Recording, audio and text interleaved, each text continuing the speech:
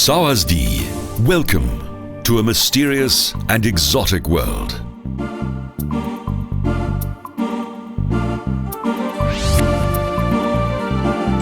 Thailand, a land of smiles and sunshine, the gem of Asia, a fascinating land of contrast.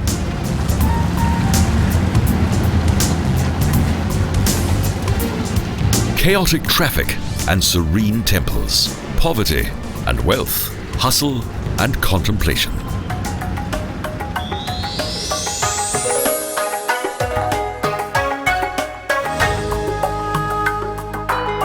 The metropolis of Bangkok boasts many wonderful sights, such as Wat Phra Kaeo, the temple of the Emerald Buddha that is highly revered by the Thai people.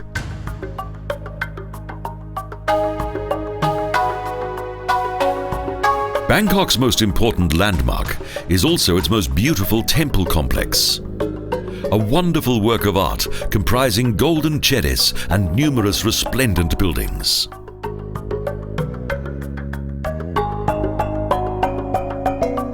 The Golden Temple is supported by several demons with a variety of bird people and temple guards.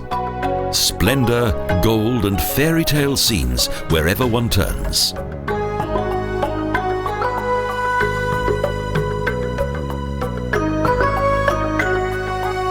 Today, the Royal Grand Palace is used for national ceremonies and coronations. During the city's early years, it was originally built as a residence for King Rama.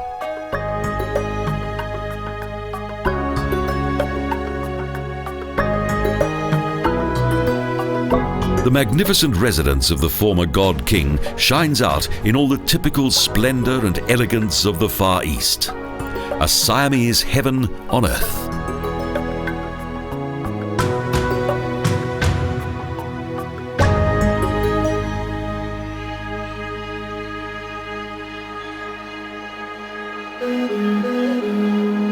Wat Mahathat is an impressive sight.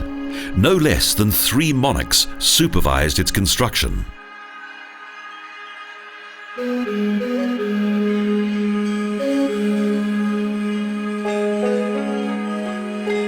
A passageway and courtyard contain a line of golden Buddha statues.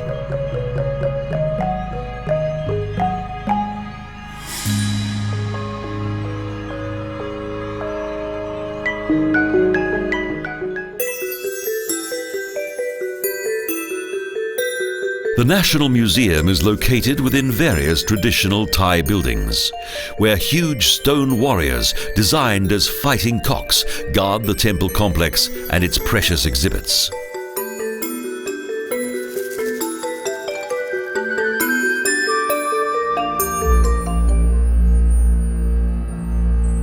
Wat Po, the Temple of the Prone Buddha. This Wat is the oldest temple in Bangkok. It dates back to the 16th century, and its restoration under the command of King Rama took 12 years.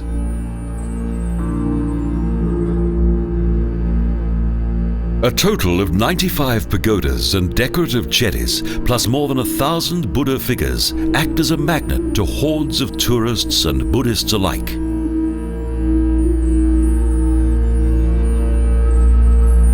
Figures from the classic Ramkien epoch are situated within courtyards decorated with lotus flowers that commemorate and glorify the first 4 kings of the Chakra dynasty. Around 160 years ago, a medical school was founded in the Wat Po, and traditional Thai massage is still carried out here today.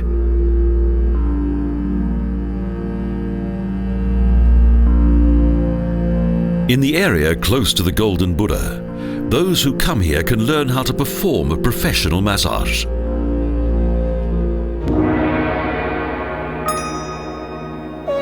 Best approached from the river, Wat Arun is another well-known city landmark. A splendid temple on the banks of the Chao Phraya.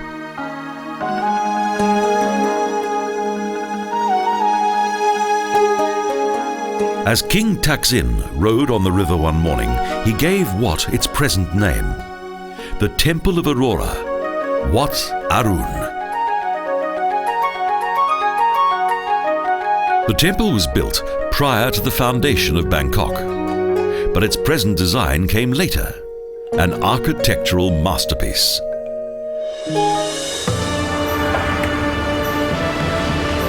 In the 19th century, Bangkok had several canals known as klongs.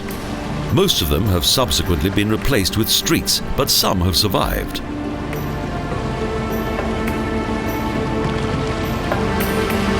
Travelling on the canals is a wonderful way to take in the sights. For centuries, life on the city's waterways has changed very little.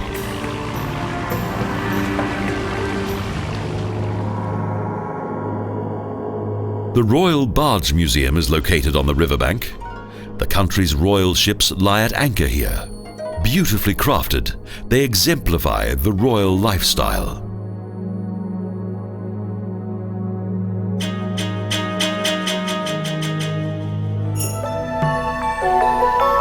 The Wat Phra Kaeo temple in Chinatown attracts the faithful as a remarkable treasure was once discovered here. A 3-metre-high, 5-ton Buddha made entirely of gold.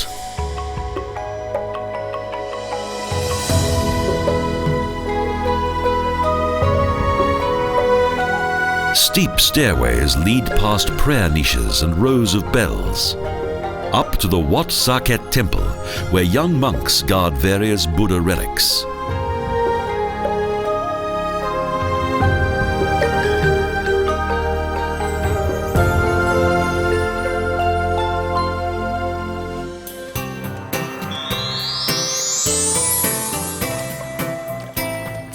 Early in the morning, around 100 kilometres southwest of Bangkok, the floating market of Dam Non Saduak.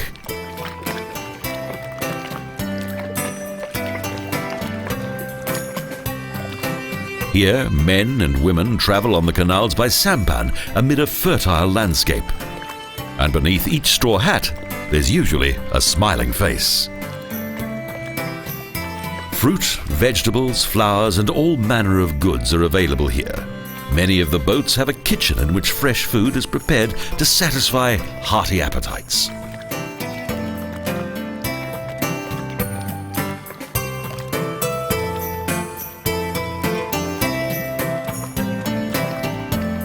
A colourful event that is also very popular with visiting tourists. In the early morning light, the scene is particularly captivating.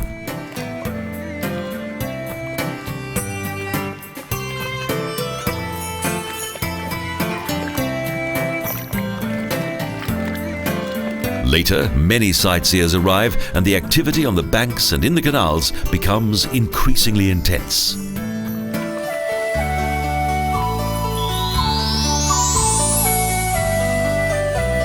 The Rose Garden is well worth a visit. Ponds with bridges and a beautiful array of flower gardens.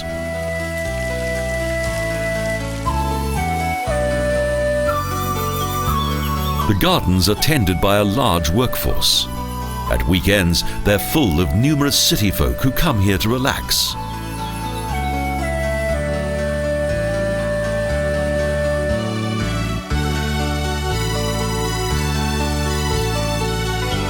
The fully restored pavilions by the ponds are open to the public, and there are many intriguing water features.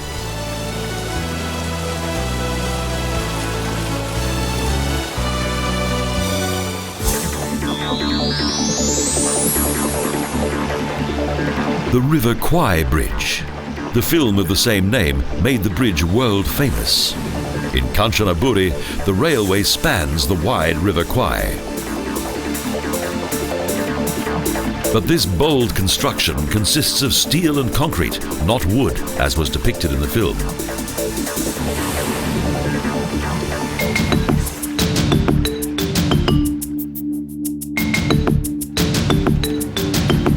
A bridge that symbolises the brutality of war, built by thousands of prisoners of war under the command of the Japanese.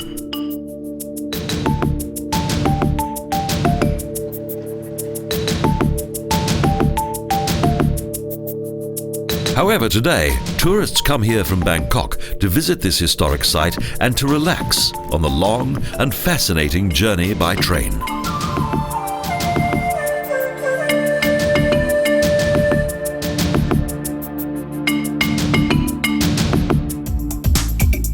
train moves slowly across the bridge.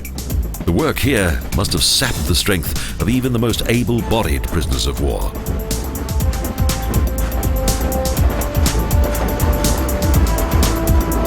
Each day, the Railway of Death travels along the Kwai Noi to Nam Tok.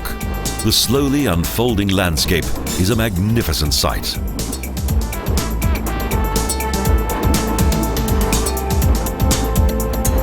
Only 60 kilometres, but this short section of railroad travels through dense jungle and past steep rock walls.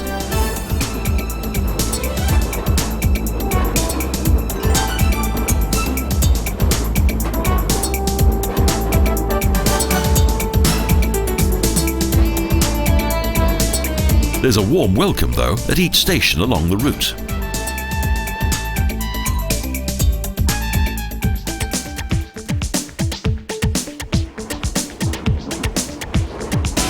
The railway originally travelled to the Burmese border in order to transport provisions for the Japanese. But today, the journey ends in Nam Tok.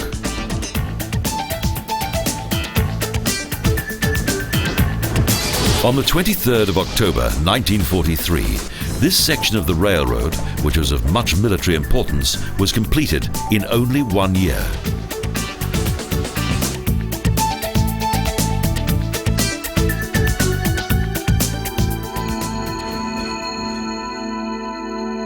The Kanchanaburi military cemetery is the final resting place of 6,982 victims of the Railway of Death.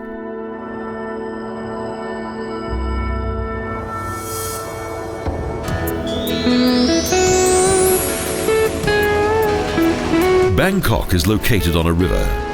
The Chao Phraya is known as the River of Life and Royalty, the city's main waterway.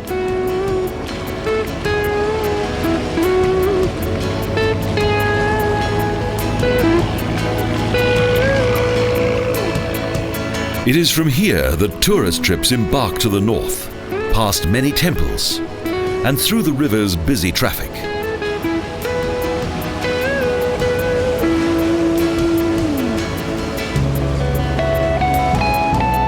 The metropolis has grown a lot in recent years, and modern skyscrapers with apartments and offices are in abundance.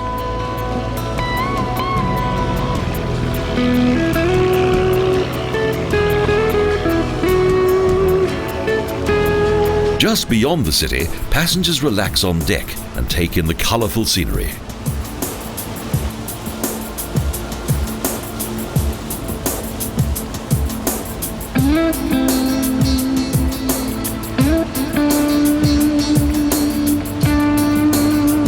Long before Bangkok became the capital of Thailand, seafarers from all over the world came here.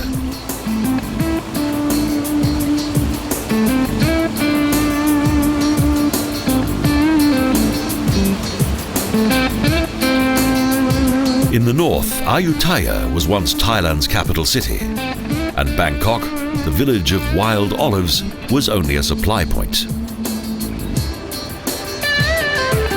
The landing stage of Bang Pa Inn marks the end of the journey by boat.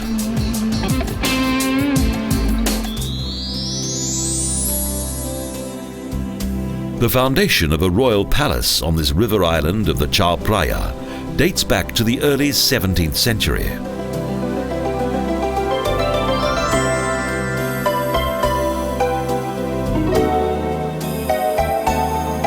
King Prasat Tong had a monastery built here that gradually developed into a palace.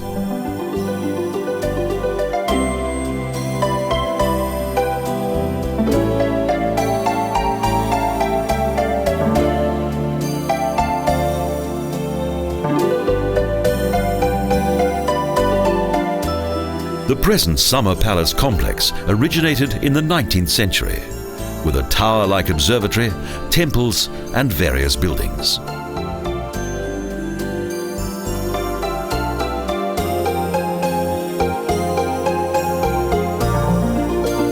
The old royal residence of Chinese design was a gift from the Chinese Chamber of Commerce.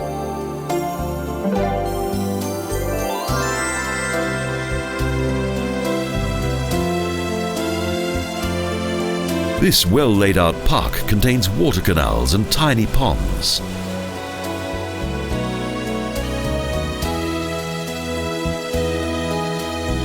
Part of the neoclassical main palace is still used by the Thai royal family as a summer residence, a truly imperial building.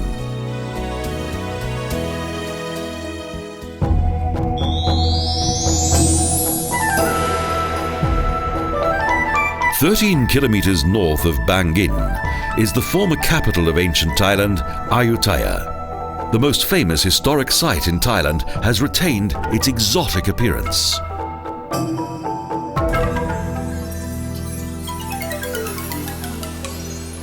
The Wat Mahathat was built in around 1380. Its main feature is a mighty banyan tree whose roots grow around a severed Buddha head.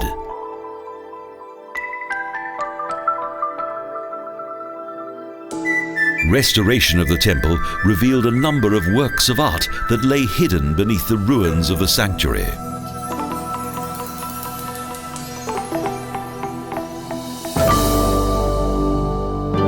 King Boromaracha II had the sanctuary built above the grave of two of his elder brothers, who died whilst fighting each other during a bitter dispute to gain control of the throne.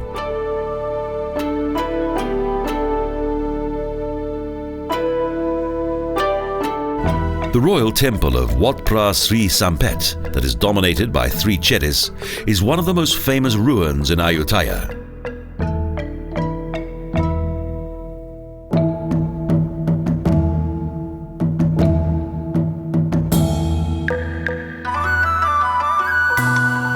Within the Chedis, that are of typical Ceylonese bell-shaped design, are the ashes of three prominent Thai kings.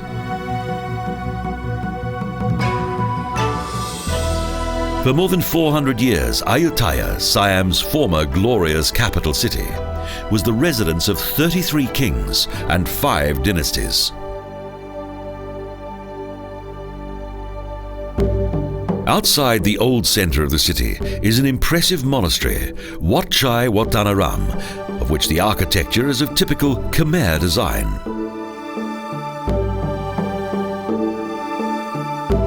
Unfortunately, during the conquest of Ayutthaya, the majority of the heads of the Buddha statues located within the circular gallery were severed by the Burmese troops. Nothing was safe from the invading army.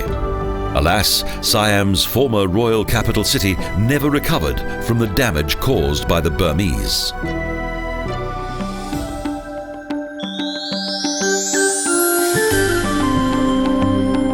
Lopburi, the city of monkeys, has an interesting history. Once the centre of the Dvaravati kingdom, later an outpost of the Khmer. As Siam became independent with Ayutthaya as its capital, Lopburi gradually became the kingdom's second most important city. It reached its zenith during the reign of King Narai. Ruined walls, temples and palaces demonstrate its former greatness.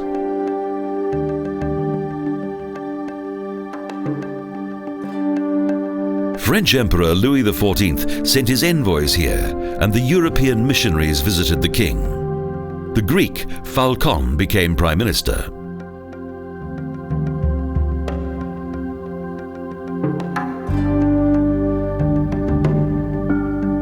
But his rule came to a savage end when he was executed during a revolt in the palace.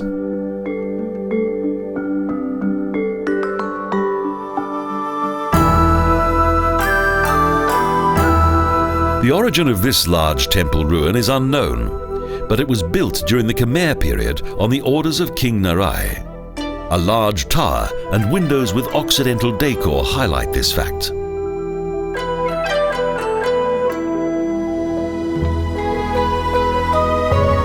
Around 1,000 monkeys inhabit the city.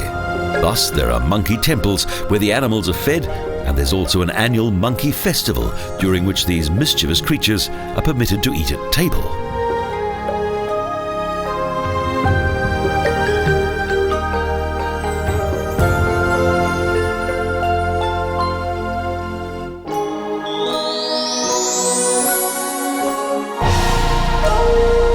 Sukhothai, dawn of happiness. This, the name of the first capital of Thailand, once marked the beginning of a new epoch.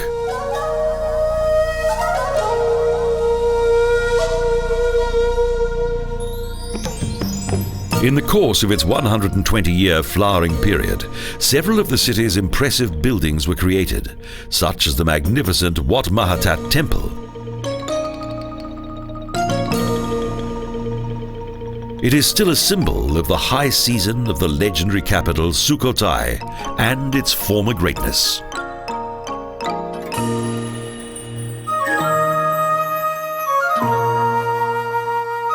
But it was not until almost a century later that the city reached its cultural zenith.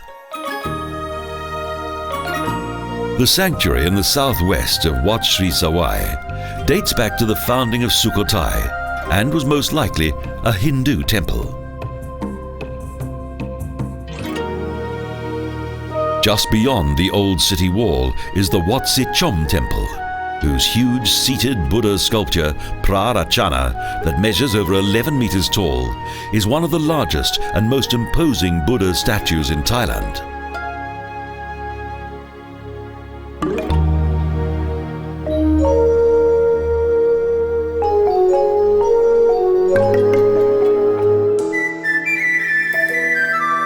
The symbol of Wat Phra Kaeo is a well-preserved Chedi of Sinhalese design, plus a seated Buddha statue with 6 rows of pillars.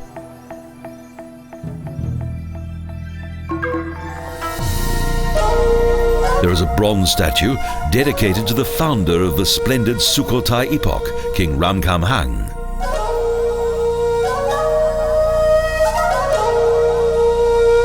Only a few sections of the huge water ditch have survived.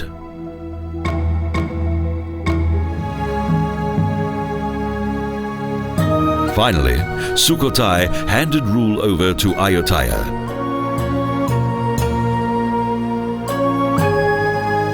The ruins are truly picturesque and full of exotic melancholy.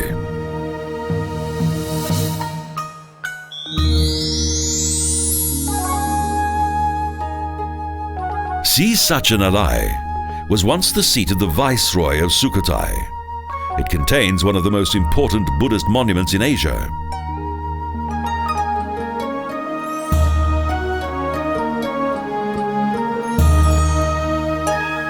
Even Wat Lom, the temple surrounded by elephants, has retained its unique atmosphere.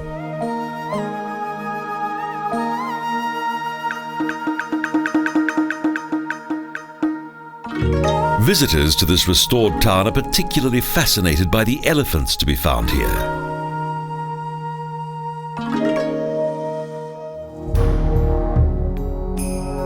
The Wat Phra Kaeo contains 7 rows of Chedis that are believed to contain the ashes of various royal dignitaries.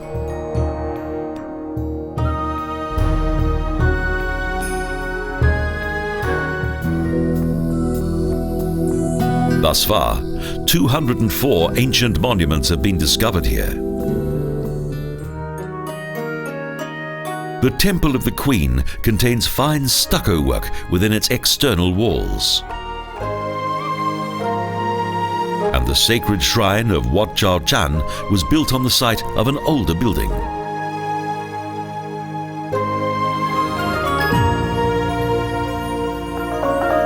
It's almost certain that the Wat Jom Juan temple was built prior to Sukhothai.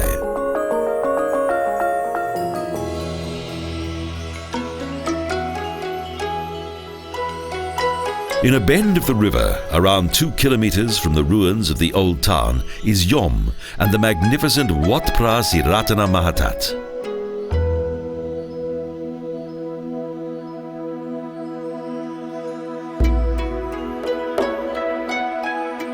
A laterite-built building with a tower-like prang that is most striking.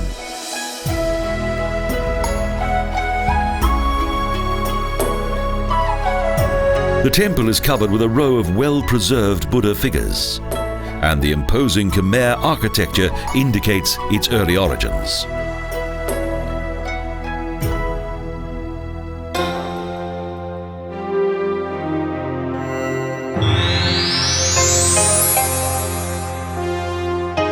The large temple complex outside the former royal city of Lampang looks like a fortress that is guarded by numerous dragons, a masterpiece of Lanna architecture.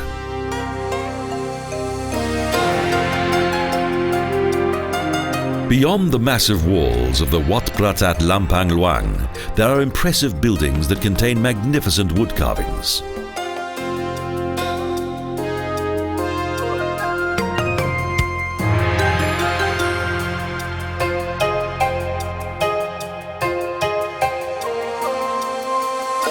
This temple complex is believed to have originated in 496 AD. However, it was subsequently destroyed, but in the 18th century was completely rebuilt.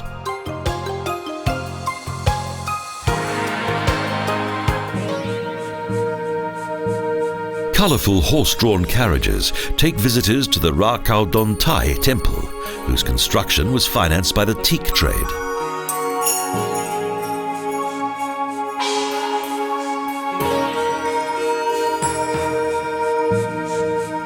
Legend has it that in the middle of the 15th century, the Emerald Buddha was stored here for more than 32 years prior to it being transported to Bangkok.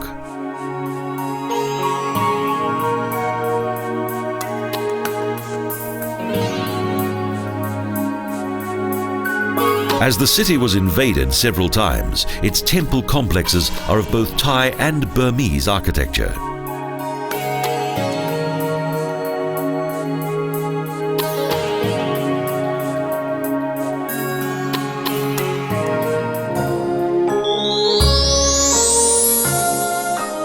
Chiang Mai, the most important city in northern Thailand.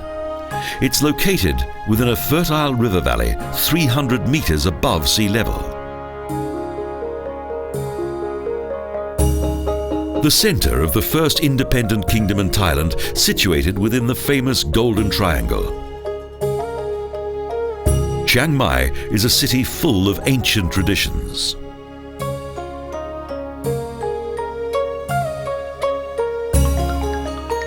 Wat Doi Suthep is the city's main landmark. Those who come here are almost blinded by the golden splendor of the temple.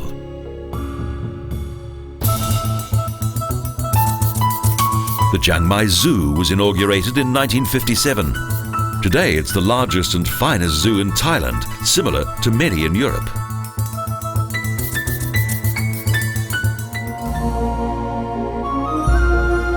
Wat Phra Kaeo is the largest temple and the city's center of religion, an impressive complex in the charming style of early Lanna architecture. The third of the legendary Sihing Buddhas is stored here.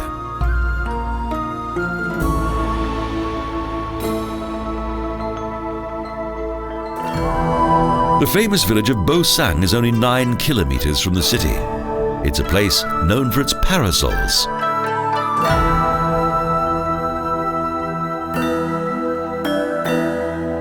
This small temple complex is set in rural surroundings. A group of golden Buddhas shines from within a wooden building, and the basement of the Chedi is covered by a number of golden animals.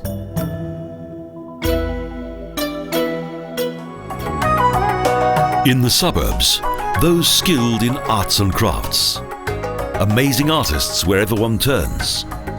Cockfighting is the sole means of entertainment here, and the animals are well cared for by their owners. And the materials used for the creation of handmade paper grow behind the dwellings.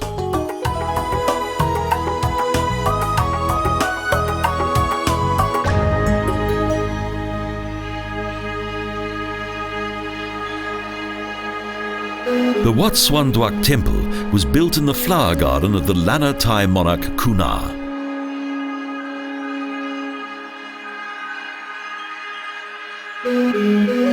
The king ordered monks from Sukhothai to introduce Buddhism to Chiang Mai.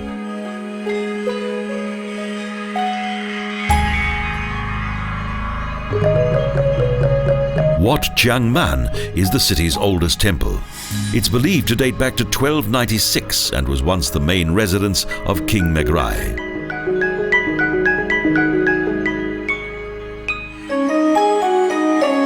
In the west of the old town is a large temple complex, Wat Phra Kaeo. Stone elephants and huge naga snakes guard the building.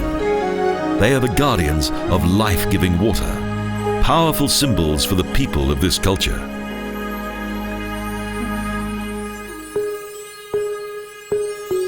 In the nearby environs of Chiang Mai is Ban Tawai, the centre of Thailand's wood carving industry, an international export.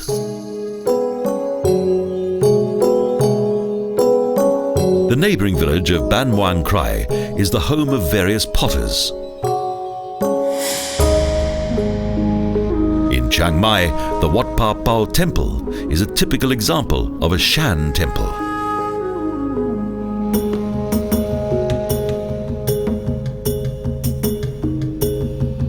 And the followers of the Tao religion once stored their Buddha statues in the Wat Pan Tao Pagoda.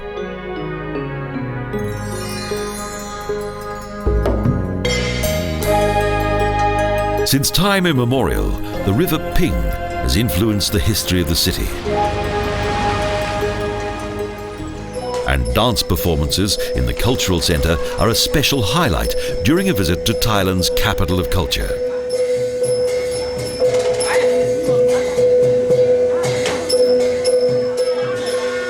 Various mountain folk also perform traditional music and dance that have been handed down from one generation to another.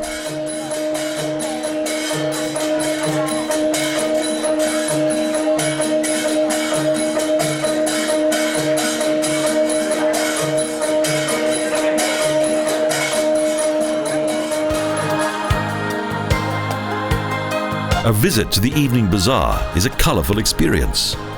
It's a lively place where onlookers squeeze between the chaos of the frenetic market stalls. Chiang Mai, the Rose of the North, is open both day and night.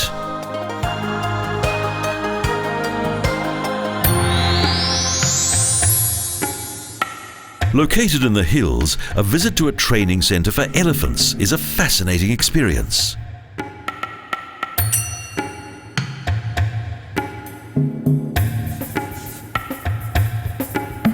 Prior to the elephants' performance, they enjoy a tasty snack. Bananas and sugarcane are regular favourites.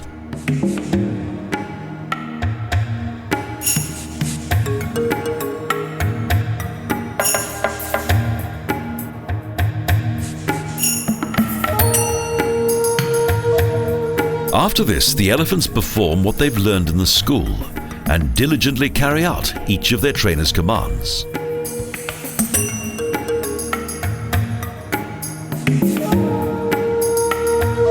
The schooling of an elephant begins when it's 3 years of age and continues for 7 years. The result is a delight to see.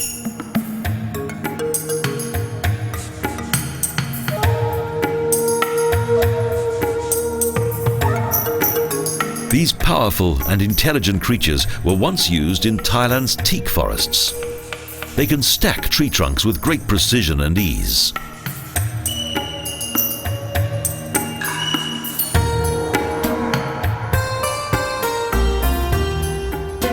They're also able to pull extremely heavy loads. Although at first sight they appear clumsy, the opposite is true.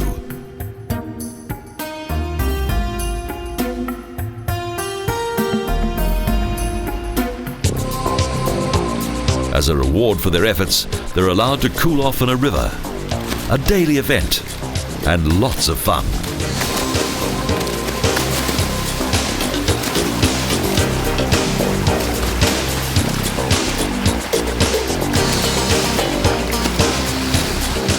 They bathe themselves and then take a shower from their own trunk.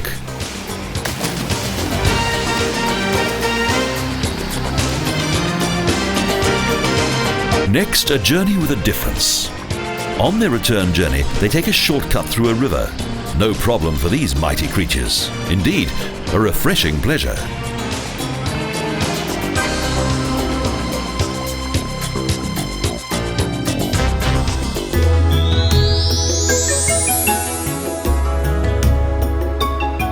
Other animals are also trained here, such as these handsome beasts.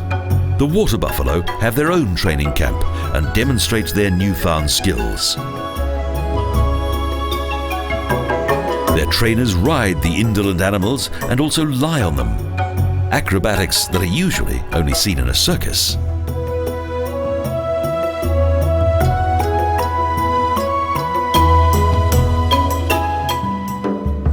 Old farmhouses are open to the public, and there's a demonstration of how the rice was once separated by the use of handheld fans.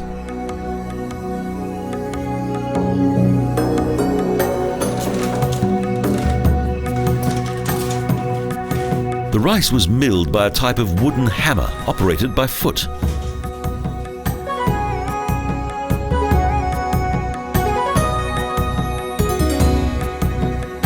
Each stage of rice cultivation is demonstrated within the training camp, such as the planting of tiny rice plants to the use of the buffalo-drawn plough.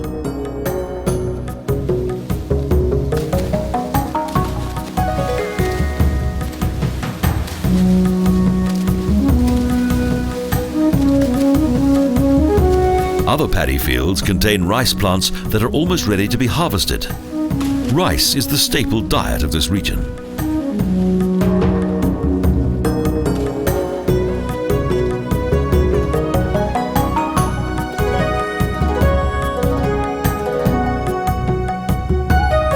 The buffalo are permitted to enjoy their favorite pastime, relaxing their hooves in the cool water.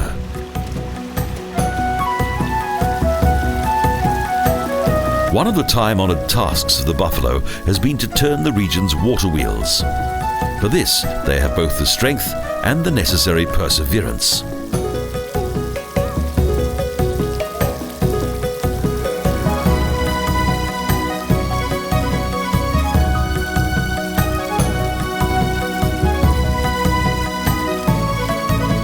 The visit has been a rewarding experience, and the farewell ceremony is the climax to a perfect day.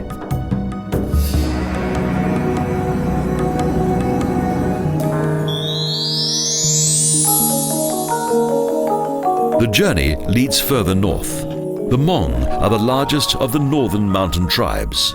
They originated in Laos and Southern China.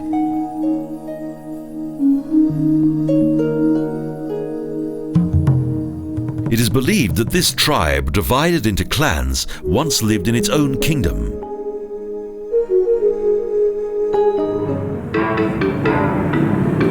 There are more than 500,000 members of Thailand's mountain tribes.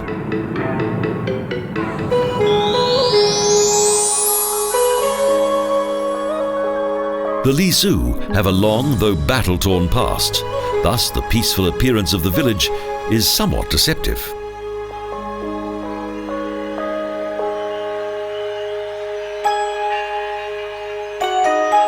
Although happy, these people can also be belligerent, and also a little devious, as they are well versed in the opium trade.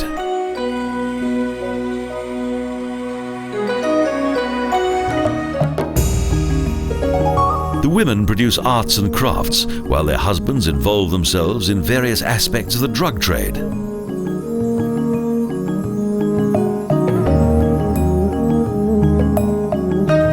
The Lisu have adapted quickly to modern life.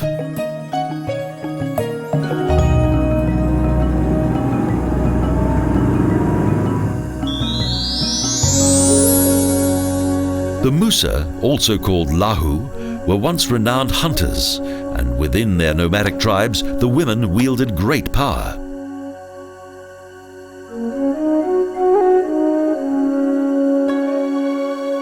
But the cutting down of the forests and the exploitation of hunting brought on an end to their ancient culture.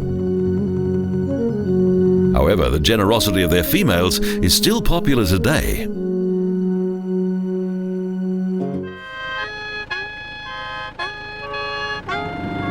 The roads become increasingly hazardous and lead to a breathtaking mountain world.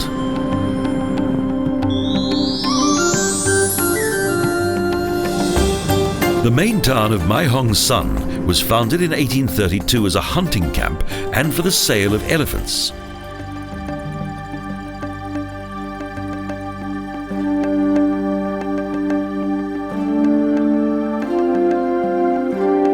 Two temples of Burmese design reflect picturesquely in Jong Kam Lake, with teak roofs and shining silver, as well as the golden Chedis.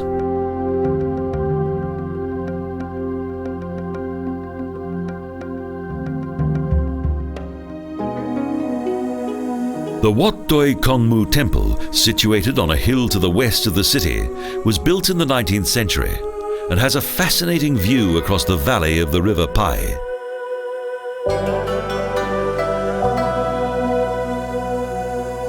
Half the population are Shan from the nearby Myanmar, and this explains the Burmese architecture and highly decorated Buddhas.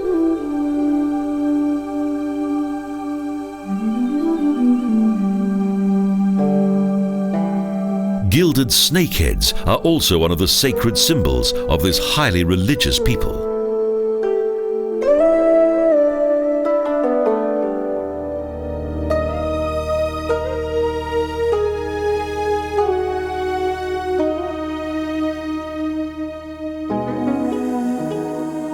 This snow-white Chedi and its golden summit is located 424 meters above the city, surrounded by small temple buildings.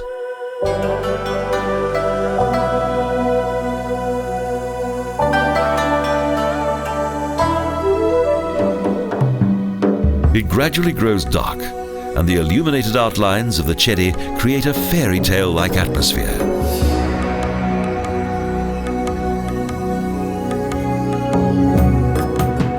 But early in the morning, the city awakes, and the morning market springs to life. It's a truly stimulating experience.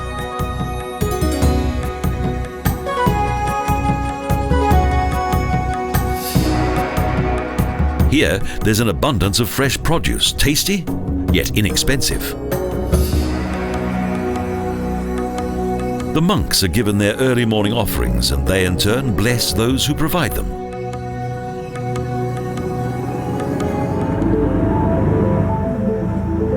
It is as though this is the edge of civilization. Close by are the villages of the long-necked women.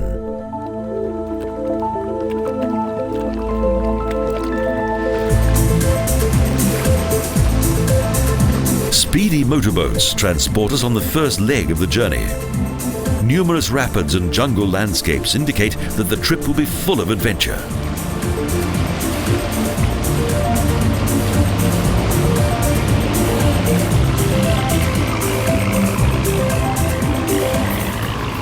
The road becomes narrower and the mist only clears around midday.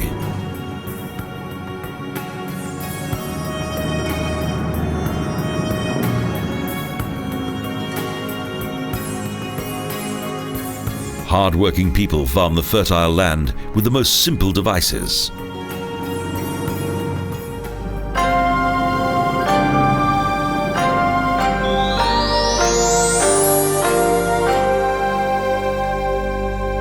Finally, we reach our destination, the village of Ban Nai Soi, close to the Myanmar border, surrounded by jungle and only accessible via a small path.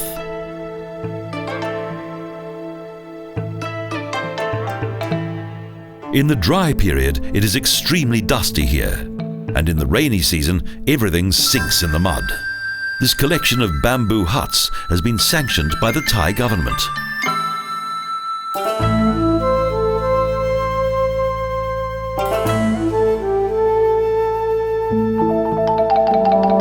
Some members of the Padaung tribe escaped across the border and established a new home here. There's even a school.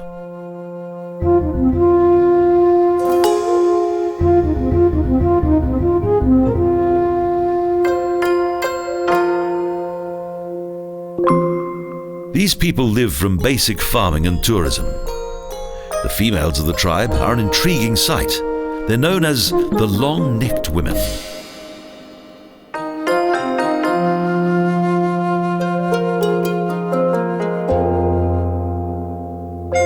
When the Paduang girls are 5 years old, they begin to wear brass rings around their neck. It is a centuries-old tradition.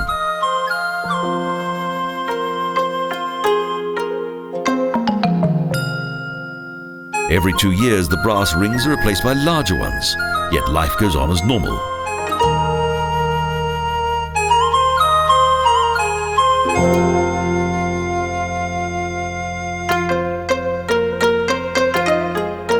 By the time the girls have reached womanhood, the rings have stretched their necks to a noticeable degree, often with up to 24 rings.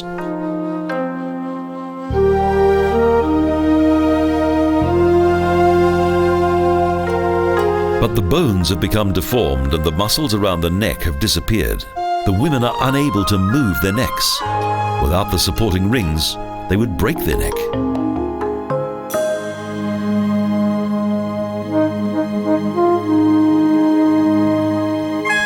Thus, these refugees now live here and make a living from the local tourist trade, a sad tale with a happy ending.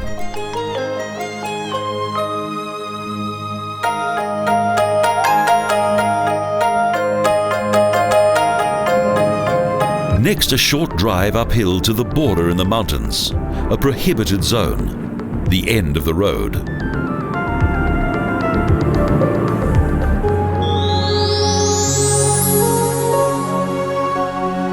The Chinese once founded the small mountain village of Thai. They immigrated from Yunnan province and settled here.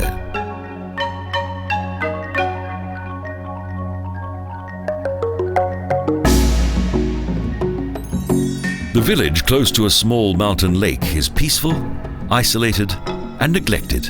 Chinese inscriptions above the doors indicate the village's origin.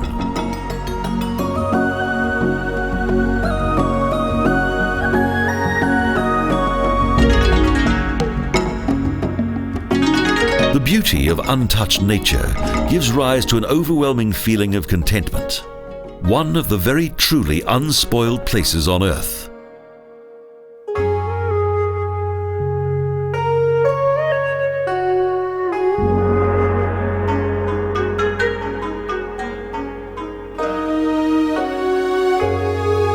But this impression is deceptive. Visitors are transported by horse to the Burmese frontier.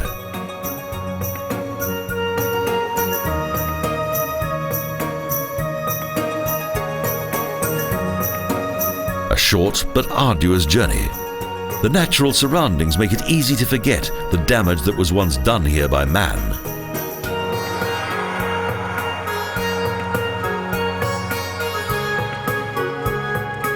Bloody battles once took place along this frontier. Between Myanmar, formerly Burma, and Thailand, the warring factions having been the final witnesses. But eventually reason won through and a peaceful solution was found. The journey to the summit was worth it. The view is spectacular.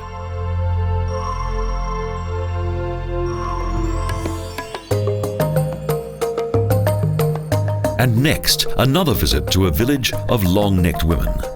This settlement is also hidden within the jungle frontier and is only accessible by river.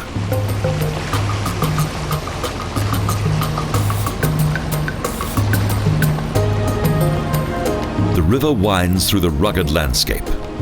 A further bend of the river and we arrive at our destination. Lampang Din.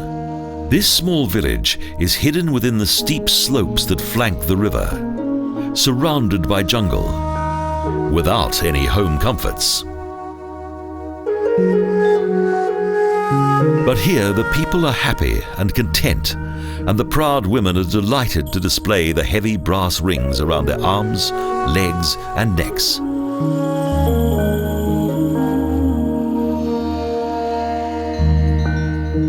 Outside most huts, a long-necked woman sits at a weaver's loom. Everywhere there are colourful blankets, bags and jackets on offer as souvenirs.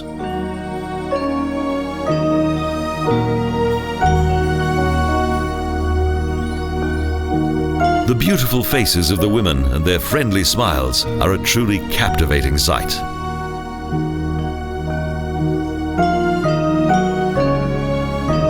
The village school is financed by private donation, and the joyful eyes of the children are proof that school can sometimes be a popular place. This village community has found its own way to survive, and tourism is the only realistic way that its ancient cultures can survive.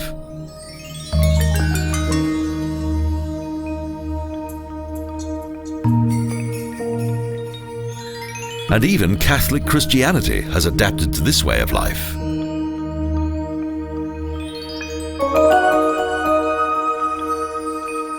Our journey ends here, amid the remnants of the cultures of the Far East and its ancient history. A mysterious land, full of contrast and natural beauty. Thailand, a realm of Buddhas, and a fascinating land of smiles.